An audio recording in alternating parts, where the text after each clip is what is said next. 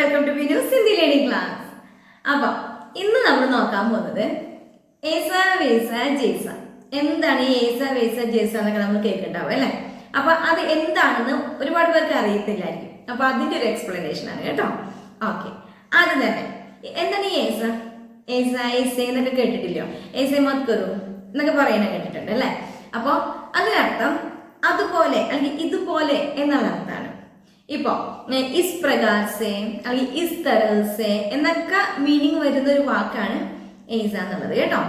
Okay, ഇപ്പൊ ഒരു sentence പറയുകയാണെങ്കിൽ ഏസ മത് കറോ, ഏസ മത് കറോ എന്ന് വെച്ച് കഴിഞ്ഞാൽ അതുപോലെ ചെയ്യല്ലേ.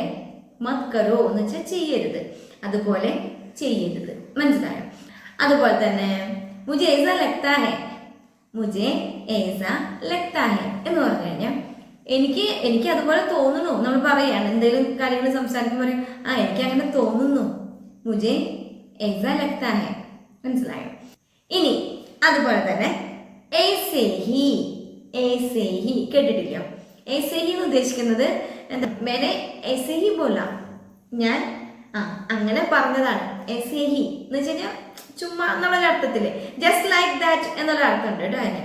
ഓക്കെ, ऐसे ही बोला അല്ലെങ്കിൽ ऐसे ही पूछ लिया എന്ന് വെച്ച് കഴിഞ്ഞാൽ ഞാൻ അങ്ങനെ ചോദിച്ചതാണ്, ഞാൻ ചുമ്മാ ചോദിച്ചതാന്നുള്ള രീതിയിൽ ऐसे ही पूछ लिया അല്ലെങ്കിൽ ऐसे ही बोला. മനസ്സിലാവുന്നുണ്ടോ? അടുത്തതാണ് ऐसा नहीं. ऐसा नहीं എന്ന് പറഞ്ഞാൽ എന്തായിരിക്കും? അങ്ങനെയല്ല. ऐसा नहीं ഇപ്പോ ഞാൻ അങ്ങനെ വരാൻ സമ്മതിക്കില്ല അല്ലെങ്കിൽ അനുവദിക്കില്ല എന്നൊക്കെ പറയില്ലേ? मैं ऐसा नहीं होने दूंगा അല്ലെങ്കിൽ होने दूंगी എന്ന് പറഞ്ഞു കഴിഞ്ഞാൽ അങ്ങനെ അങ്ങനെ സംഭവിക്കുക എന്നാണ് ഹോനയുടെ അർത്ഥം കേട്ടോ. അങ്ങനെ സംഭവിക്കാൻ ഞാൻ അനുവദിക്കില്ല. मैं ऐसा नहीं होने दूंगा അല്ലെങ്കിൽ दूंगी. മനസ്സിലായോ? ഇനി അതുപോലെ തന്നെ मेरा मतलब ऐसा नहीं था. मेरा मतलब എന്ന് വെച്ച് കഴിഞ്ഞാൽ ഞാൻ ഉദ്ദേശിച്ചത് അങ്ങനെയല്ലായിരുന്നു. मेरा मतलब ऐसा नहीं था. मेरा मतलब ऐसा नहीं था എന്ന് വെച്ച് കഴിഞ്ഞാൽ ഞാൻ ഉദ്ദേശിച്ചത് അങ്ങനെയല്ലായിരുന്നു എന്ന് പറയുന്ന ഒരു സെന്റൻസ് ആണ്. മനസ്സിലായോ? ഓക്കെ, അടുത്തതാണ് ജയ്സ വേസ. ജയ്സ വേസ എങ്ങനെയാണോ അങ്ങനെ എന്നുള്ള അർത്ഥത്തിലാണ് കേട്ടോ. ഇപ്പൊ സെന്റൻസ് കേട്ടാ നിങ്ങൾക്ക് മനസ്സിലാവും. ജയ്സ ബാപ് വേസ ബേട്ട. ജയ്സ ബാപ് വേസ ബേട്ട എന്ന് വെച്ച് കഴിഞ്ഞാൽ എന്താണ്? എങ്ങനെയാണോ പപ്പ അതുപോലെയാണ് കുട്ടി അല്ലെ? ബേട്ട മകൻ, അതാണ്. അതുപോലെ തന്നെ ജയ്സ സവാൽ വേസ ജവാബ്. എന്താണ്? ജയ്സ സവാൽ എങ്ങനെയാണോ ക്വസ്റ്റ്യൻ, സവാൽ എന്ന് പറഞ്ഞാൽ ക്വസ്റ്റ്യൻ, വേസ അതുപോലെ ആയിരിക്കും എന്ത്? ജവാബ്, മറുപടി. മനസ്സിലായോ? അപ്പൊ ജയ്സ സവാൽ വേസ ജവാബ്. ഇനി അതുപോലെ തന്നെ ജയ്സ പേഡ് വൈസ ഫൽ. എങ്ങനെയാണോ മരം അതുപോലെ ആയിരിക്കും അതിന്റെ ഫലം, അതാണ് കേട്ടോ. ജയ്സ പേഡ് വൈസ ഫൽ. ഇനിയിപ്പോ നമ്മളൊരു സെന്റൻസ് ഒക്കെ നോക്കുവാണെങ്കിൽ എനിക്ക് അവനെ പോലെ ആയി തീരണ്ട, എനിക്ക് അവനെ പോലെ അതുപോലെ എനിക്ക് ഒട്ടും ആവണ്ട എന്നൊക്കെ പറയല്ലോ. എങ്ങനെയാ പറയണേ? മുझे उसके जैसा, അവനെ പോലെ. उसके जैसा बिल्कुल नहीं बनना है. मुझे उसके जैसा എനിക്ക് അവനെ പോലെ അല്ലെങ്കിൽ അവളെ പോലെ. ഓക്കെ, എന്ത് വേണമെങ്കിലും നമുക്ക് പറയാം. ഓക്കെ, उसके जैसा बिल्कुल ഒട്ടും അല്ലെങ്കിൽ തീർച്ചയായും നഹി ബന്ന ഹെ എന്ന് വെച്ച് കഴിഞ്ഞാൽ ബന്ന എന്ന് വെച്ചാൽ ആയിത്തീരുക എന്നുള്ള അർത്ഥത്തിലാണ് കേട്ടോ. ബനാനെ അല്ല, ബന്ന.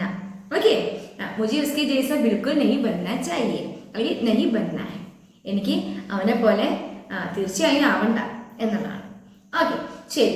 ഇനി നമുക്ക് വേസയും കൂടി മിക്സ് ചെയ്ത് പറഞ്ഞു നോക്കാം. ഇപ്പൊ ഞാൻ പറയാണ് കേട്ടോ. ജൈസാ മേ ഖൽതാ ഹൂം വൈസാ ഹി കറോ. എന്താ മനസ്സിലായേ? ജൈസാ മേ ഖൽതാ ഹൂം എന്ന് വെച്ച് കഴിഞ്ഞാൽ എന്താണോ ഞാൻ പറയുന്നത്, എങ്ങനെയാണോ ഞാൻ പറയുന്നത്, വൈസാ ഹി കറോ അതുപോലെ ചെയ്യും. മനസ്സിലായോ? ജൈസാ മേ ഖൽതാ ഹൂം വൈസാ ഹി കറോ. അല്ലെങ്കിൽ ജൈസാ മേ ഖൽതാ ഹൂം വൈസാ ഏക് പത്ര ലിഖോ. ജൈസാ മേ ഖൽതാ ഹൂം വൈസാ ഏക് പത്ര ലിഖോ എന്ന് വെച്ച് കഴിഞ്ഞാൽ എങ്ങനെയാണോ ഞാൻ പറയുന്നത് അതുപോലെ ഒരു പത്ര ലിഖോ. പത്രം എന്ന് പറഞ്ഞാൽ ലെറ്റർ ആണ് കേട്ടോ. ലെറ്റർ എഴുതൂ. മനസ്സിലായോ? ഇനി ये जैसा है वैसा ही रहने दो. ഏ ജൈസാ ഹെ വൈസ രഹനെ ദോ എന്ന് ഉദ്ദേശിക്കുന്നത് ഇതെങ്ങനെയാണോ അതുപോലെ തന്നെ ഇരിക്കട്ടെ, അല്ലെങ്കിൽ അതുപോലെ തന്നെ വിട്ടേക്കൂ എന്നുള്ള അർത്ഥത്തിലാണ് കേട്ടോ. ഇതെങ്ങനെയാണോ അതുപോലെ തന്നെ ഇട്ടേക്കൂ. ഏ ജൈസാ ഹെ വൈസാ ഹി രഹനെ ദോ. അതുപോലെ തന്നെ ജൈസ തും ചാഹോ വൈസാ ഹി കരോ. ജൈസ തും ചാഹോ, താങ്കൾ എങ്ങനെയാണോ ആഗ്രഹിക്കുന്നത് വൈസ കരോ, അതുപോലെ ചെയ്തോളൂ. മനസ്സിലായോ? ചാഹന എന്ന് പറഞ്ഞാൽ ആഗ്രഹിക്കുക, വാണ്ട്. ഓക്കെ, ജൈസ തും ചാഹോ വൈസ കരോ. അപ്പൊ ഇത്രയേ ഉള്ളൂ. വളരെ സിമ്പിൾ ആയിട്ടുള്ള കാര്യങ്ങളാണ്, സിമ്പിൾ ആയിട്ടുള്ള എക്സ്പ്ലനേഷൻ ആണ്. ചില കമന്റ്സിൽ വരുന്നതാണ്, അപ്പൊ അതിൽ നിന്ന് സോർട്ട് ചെയ്ത് ഞാൻ ചെയ്ത കേട്ടോ. ഏസ ജൈസ വൈസ. ഓക്കെ, ഇതിനോടൊപ്പം തന്നെ ഒരു കമന്റിനുള്ള എക്സ്പ്ലനേഷൻ കൂടി ചെയ്യാം കേട്ടോ.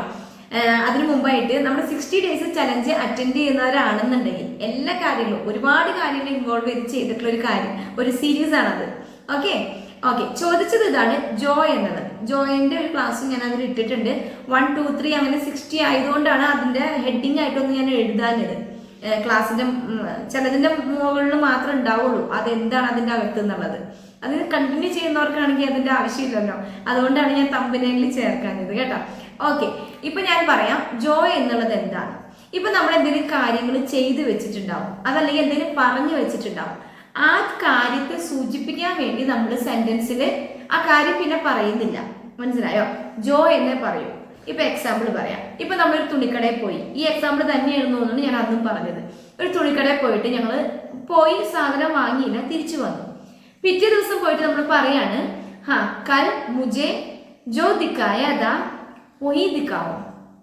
കൽ മുജെ, അപ്പൊ അതിന്റെ അർത്ഥം എന്താ? അദ്ദേഹം മുമ്പ്, ഇന്നലെ, കല്ലെന്ന് പറഞ്ഞാൽ ഇന്നലെ.